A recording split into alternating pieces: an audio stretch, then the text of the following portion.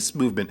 So a little bit different for Praesidus. This is a little bit more high-end, I guess you could say. This watch is powered by a Swiss-made Soprod P024 automatic movement. Uses a Swiss movement, the P024 movement.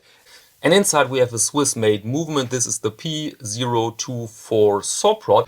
And the watch is powered by the Soprod P024 automatic movement, which is a Swiss-made movement. I should also mention that this is powered by Soprod P024, which is another of the Swiss-made ETA 2824 clones. This is the Soprod P024, a high-beat automatic movement based off the ETA 2825-2. So inside of the watch beats a Soprod P024 movement. Now, this is my first hands-on with the Soprod P024 movement. Hello, degenerates. Today's episode might be a little spicy. Maybe not. I guess it all depends on how sensitive you are. I promise you I'm not trying to stir the pot or get anyone in trouble. I'm just a chill guy that makes videos about watches because it's better than sitting around all day in my mom's basement.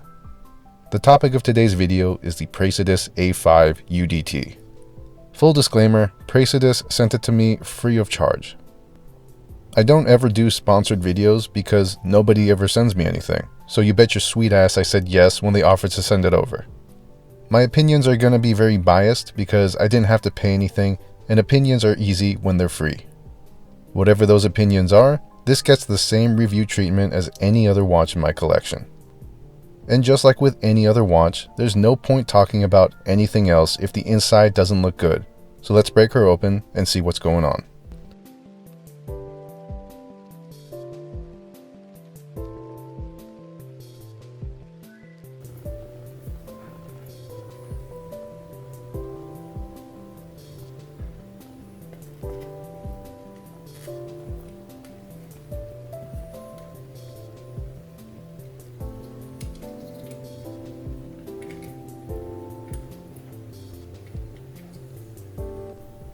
Spoiler alert, there isn't a Soprod P24 in there.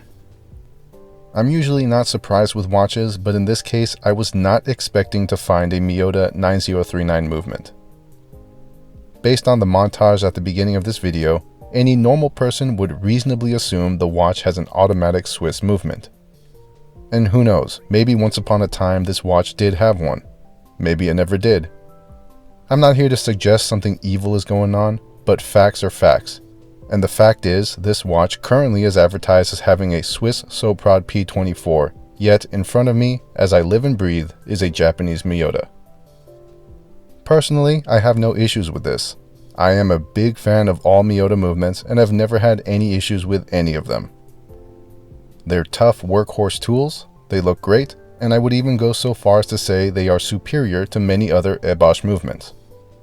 But I also didn't pay for this, and it's easy for me to be cool with it.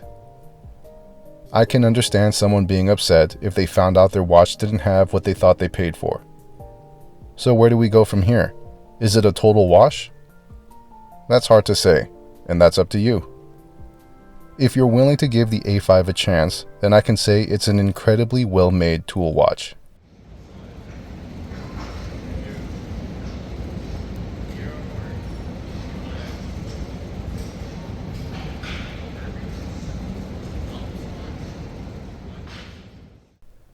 It has all of the typical bells and whistles that the average watch enthusiast wants. It looks good and does watch stuff the way a watch should. As I said before, I'm a fan of the Miyota, and true to my experience, this watch has maintained time almost to the second of what I set it to. Underneath the sapphire crystal is a lume application that goes to work. You can always tell when the lume is good when the watch shows it to you instead of you having to find it. It's not as good as a Citizen, but it's close. The dimensions are good too, not just on paper, but in practice.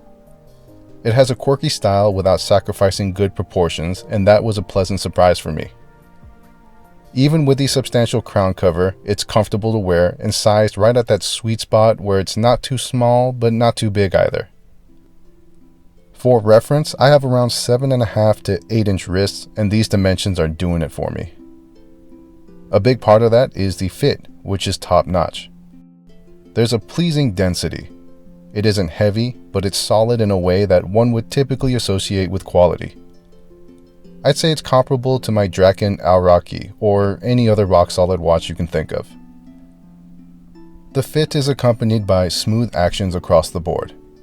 The case back is machined well, screwing in and out of the case with precision. The crown cover is threaded well and operates smoothly and securely. The crown itself is solid and gives a reassuring reminder that this is more of a tool than a toy for an overgrown man-child. The finishing is appropriate for the intended purpose of this watch. It's straightforward, clean, and professional.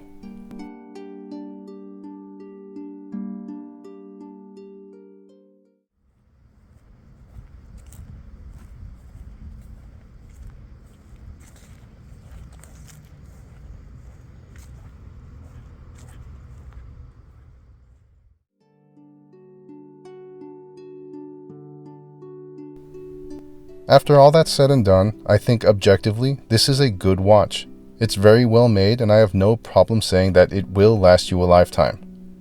But good watch and good value watch are two separate things. Do I think this is a good value watch? At almost $650? I don't think so. I certainly would not have purchased this on my own at that price. Considering I can get a Citizen Fugu, one of the best watches ever made in the history of man, for around $350, there's little motivation for me to do so aside from being a degenerate watch addict.